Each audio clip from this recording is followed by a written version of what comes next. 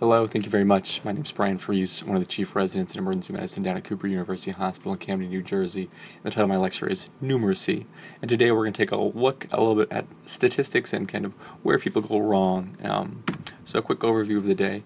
We're going to talk a little bit about what numeracy is. I'm going to try to convince you why you should care about statistics and numeracy in general.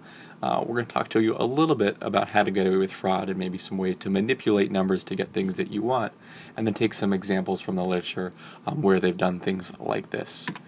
So to start things off, a quick definition. This is probably pretty straightforward. So numeracy merely means the ability to understand and work with numbers.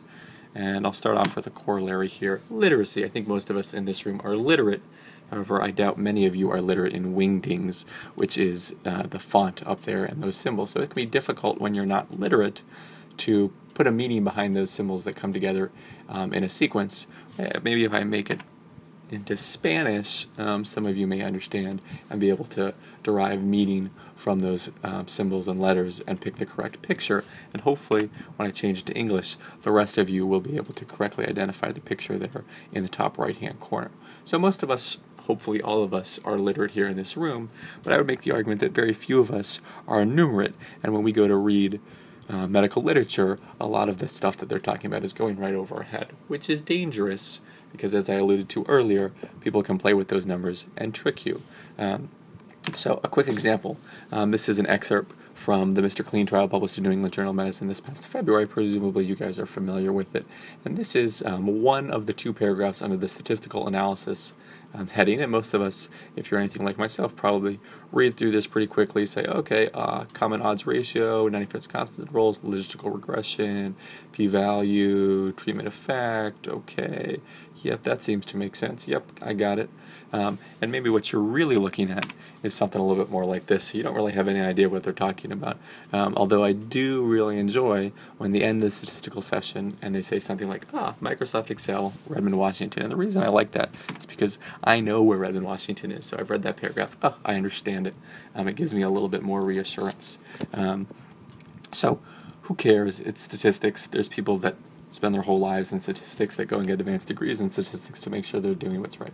Why do I care? I'm going to try to make a point, and to do that, we're going to play a bit of a game. So I just need a volunteer. Anyone in the crowd interested in playing a game?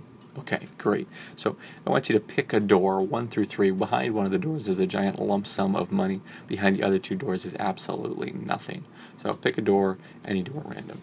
Okay, so you want to pick door number 1. Okay, so door number 1, probably a pretty good choice here, but we'll see what happens here. So I'm going to open up one of the other two doors and reveal an emptied room.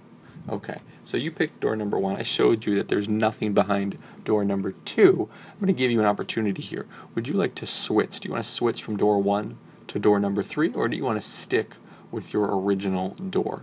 You can do whatever you want. Okay, so you're going to stick with your original door. I think that's reasonable.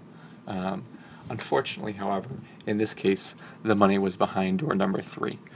So, no big deal. No pain, no gain, no loss. The reason I show you this example is actually, had you decided to change, you would have actually doubled your chance. And this is something called the Monty Hall problem. And the reason it's interesting is over 80% of people stick with the door that they chose initially.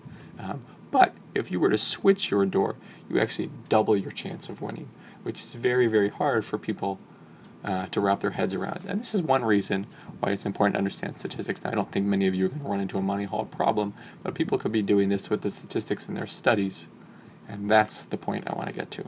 So originally, I wasn't going to give you an explanation of the Monty Hall problem, and then I realized if you're anything like myself, you're going to spend the next 10-15 minutes on your phone Googling and Wikipediaing the Monty Hall problem. So let's walk through the explanation real fast. It'll only take us a minute or two. So initially you're presented with 3 doors and you're asked to pick one, and you do. And then at that point, most of us would reasonably say to ourselves that there's a 33% chance or 1 in 3 chance that the money is behind any one of those given doors. The next step is the host opens one of those doors, right, revealing an empty room. And so you're left with 2 doors, your original door and another door. And so most of us at this point would argue that there's about a 50% chance that the prize is behind either of them, and so most of us like to trust ourselves, so we don't want to change the room that we did initially. We think that the host is trying to game us into switching away from the right answer.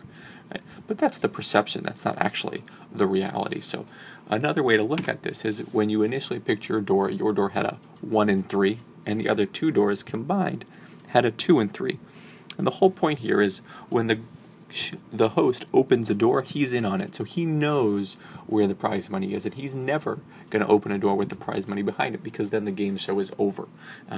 So when he's opened that door, those two doors combined still have that same 2 and 3 compared to your 1 and 3.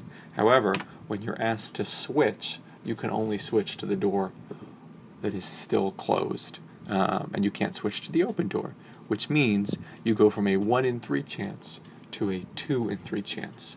And if you still don't believe me, there's a Mythbusters episode on it, and it's on TV, and it's on Mythbusters, so it must be true.